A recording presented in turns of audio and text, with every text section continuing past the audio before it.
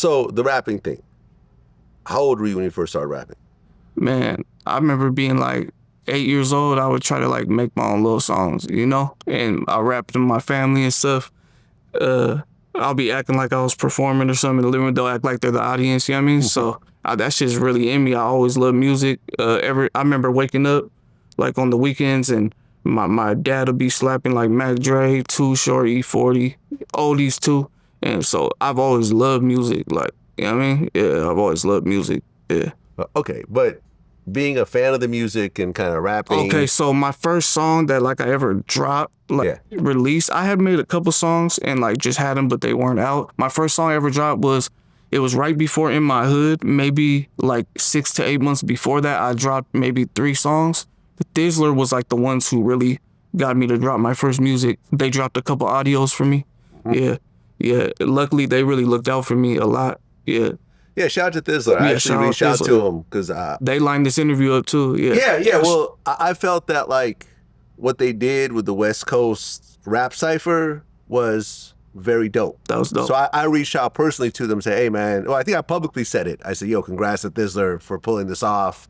And then we started DMing and they're like, hey, do you want to interview some of the people? And I said, yeah. They texted me. Yeah, they were like, Vlad said, what's up? You interested? Right away, I was like, yeah, because a lot of my boys asked me too, like, man, hey, you got to do the Vlad next, And I was like, man, well, he tried to do one with me and I didn't do it. So I felt kind of like, I don't want to hit him now. And he might be like, man, I asked you before you didn't. I was like, man, I'll wait to see if he hits me, Yeah, I'm not like that, man. Yeah. It's all good. I understand sometimes timing doesn't always match up. So I don't take things personally when things don't work out. Okay, so before you started rapping, were you already Lazy Boy? Yeah. Yep. Okay, so that was a street name. Yeah, that's been since I was a kid. Yeah. Okay. It's not a rap name. That's my name. That's your street name, right? And like, where did it actually come from? Man, that's a good question. Like, it just came from like all the guys around. I don't know, man. I just remember one day they were like, "Oh, man, you lazy," and then I remember the other homie goes, "Lazy boy," put the boy at the end, and I hated it. I hated that name. Yeah, and then it grows on you. It just gets stuck to you eventually. You know what I mean? But I really don't know like the story behind it that much. But yeah, I guess that's how they see me. Yeah. Right. I mean, you also got the Lazy Boy recliners. Yeah. So there's that kind of name association. Yeah. I remember when I first started dropping music, I type my name in, it'll be all the furniture on the top. Exactly. And then now they're way at the bottom. Okay. You know what I'm saying? Yeah. Now, the face tats, did that come before the rapping? Way before. Yeah. Okay, so how old were you got your first face tat? Man, I remember I had the back of my head tatted when I was like 15. But like at my school, everybody, like not everybody, but a lot of people are sleeved up. Like tattoos are regular. You get them at lunch, like by the handball courts, it's little kids doing tats. You know what I'm saying? So everybody's tatted where I'm from. Like in school, it's super normal. Like it's not really crazy. Same with the face tats. I might have a couple extra, but like if every day you might go to the store or something, you're usually gonna see at least one guy in a car or at the store with a face tat. Like, you know what I'm saying?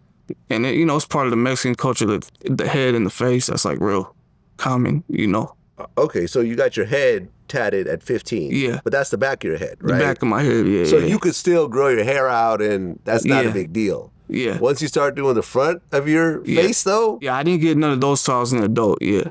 Okay. Like 18, yeah. My neck, I think I got like on my 18th birthday, yeah. Okay. And when you do that, you basically accept that you're probably not going to get a regular job. Yeah. Whatever you're doing, you're all in. Yep. Occasionally you do see dudes with face tats working like at Jack in the Box or something, but you could clearly tell this wasn't the path that they set out on when they ended up here. I'm not going to lie and act like that was my thoughts when I did it, because I just did it just because of where I'm from. Like, I'm like that, And then later on, then I was like, okay, like I'm either going to figure something out and become something, or maybe, maybe I shouldn't have got shit on my face. Well, I'll have to see,